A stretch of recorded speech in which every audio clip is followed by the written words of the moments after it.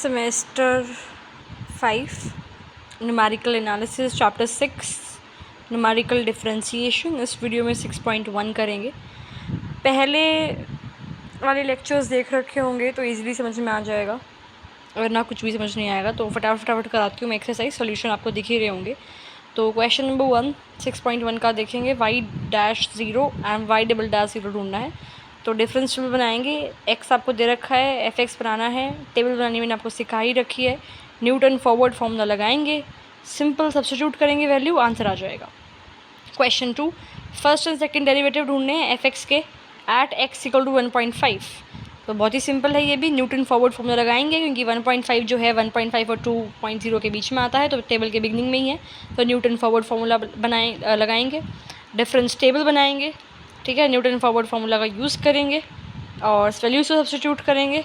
फिर डिफरेंशिएशन निकालना है। एट x = 1.5 तो x की जगह 1.5 डाल देंगे and that was all. Third question में फर्स्ट एंड सेकंड डेरिवेटिव निकालने हैं फंक्शन के। तो ये भी बहुत ही सिंपल है। x = 1 पे निकालना है तो फॉरवर्ड फार्मूला लगाएंगे। x = 1.25 पे निकालना है तो हम न्यूटन बैकवर्ड फार्मूला लगाएंगे। और x = 1.15 पे निकालना है तो हम न्यूटन फॉरवर्ड फार्मूला लगाएंगे क्योंकि value middle of the table पे है और x = 1.25 जो है वो lower half of the table में है, तो इसलिए हम बैकवर्ड फॉरवर्ड फार्मूला लगाएंगे। सोल्यूशन आपको दिख ही रहा होगा। डिफरेंस टेबल हमने बनाई है, फार्मूला यूज़ करा है, सिंपल वैल्यूज़ इनपुट करी है एंड ख़त्म। क्वेश्चन 4 में डेरिवेटिव ढूंढना है एट 0.4 पे। तो न्यूटन बैकवर्ड फार्मूला लगेगा, डिफरेंस टेबल बनाएंगे एंड वैल्यूज़ पुट करेंगे फार्मूले में। It was all. Next question 5 में बेसल फार्मूला यूज़ करना है और f' 7.50 निकालना है फ्रॉम दिस फॉलोइंग टेबल। जो वैल्यूज़ हैं x = 7.50 की वो नियर द मिडल है, तो इसलिए हम सेंट्रल डिफरेंस फार्मूला यूज़ कर सकते हैं इसमें। और क्वेश्चन में बेसल फार्मूला बोला है तो इसलिए हम बेसल फार्मूला यूज़ कर रहे हैं। तो डिफरेंस टेबल बनाई, बेसल फार्मूला यूज़ करा, वैल्यू सब्स्टिट्यूट करी टेबल से एंड सिंपल हो गया। Question 6 function y = sin x है, टेबुलेट कर रखा है इस टेबल में। डेरिवेटिव निकालना है at the point x = 1। x = 1 जो है वो मिडिल ऑफ द टेबल के आसपास है, तो सेंट्रल डिफरेंस फार्मूला यूज़ करेंगे, ठीक है। इस क्वेश्चन में हम बेसल फार्मूला यूज़ कर लेते हैं, सिंपल सी बात है।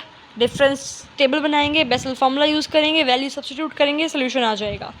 क्वेश्चन 7 ये टेबल दे रखी है आपको एंड फर्स्ट डेरिवेटिव निकालना है एट x = 4 पे। तो जो वैल्यूज़ हैं यहाँ पे x की वो इक्वी स्पेस नहीं है, देख रहे हो। 1 के बाद 2 है, फिर 4 आ गया, फिर 8 आ गया, फिर 10 आ गया, तो हम न्यूटन डिवाइडेड डिफरेंस फार्मूला इसके अंदर यूज़ करेंगे, वैल्यूज़ पुट करेंगे टेबल से and enough. Question 8 divided difference use करना है, क्वेश्चन में दे ही रखा है। वैल्यू निकालनी है f'8 की। जो वैल्यूज़ गिवन है कि जब x 6 है तो y की वैल्यू 1.556 है, जब x 7 है तो y की वैल्यू 1.690 है, जब x 9 है तो y की वैल्यू 1.908 है, जब x 12 है तो y की वैल्यू 2.158 है। उसकी हेल्प से हमने डिवाइडेड डिफरेंस टेबल बनाई और क्वेश्चन में दे रखा है डिवाइडेड डिफरेंस यूज़ करना है, इसलिए टेबल बनाई है। Newton divided difference formula use किया है, वैल्यूज़ पुट करी है एंड क्वेश्चन हो जाएगा। फिर है क्वेश्चन 9 डिस्टेंसेस दे रखे हैं covered by a car in given time t। Distance को s से डिनोट कर रहे हैं एंड टाइम को t से। फॉर टेबल में दे रखा है एक्सेलरेशन निकालनी है कार की जब t = 17 है। तो वैल्यूज़ ऑफ x जब देखोगे टाइम की बेसिकली वो इक्वी स्पेस नहीं है। 12 के बाद 14, फिर 18, 20 एंड देन 24, ठीक है। तो न्यूटन डिवाइडेड डिफरेंस टेबल लगाएंगे, तो डिवाइडेड डिफरेंस टेबल बनाएंगे। फिर हमें क्या चाहिए है, बेसिकली एक्सेलरेशन ढूंढनी है कार की व्हेन t = 17, ठीक है। तो सेकंड डेरिवेटिव हम निकालेंगे इसमें जब t 17 है और 17 लाई करता है आपका 14 और 18 के बीच में, तो हम डिफरेंस टेबल निकाल रहे हैं सेकंड पॉइंट पे। तो न्यूटन डिवाइडेड फार्मूला यूज़ करोगे, फार्मूला सिंपल सी बात है, Newton divided difference formula and value put करोगे एंड हो जाएगा। और formula acceleration of the car t = 17 minute last में आपका आ जाएगी, नेगेटिव में आएगी ये, ठीक है। एक्सेलरेशन निकालने के लिए बेसिकली सेकंड डेरिवेटिव निकाला जाता है और रिक्वायर्ड पॉइंट पे निकालना है t = 17, तो वैल्यू इनपुट करनी है। So this was all about 6.1।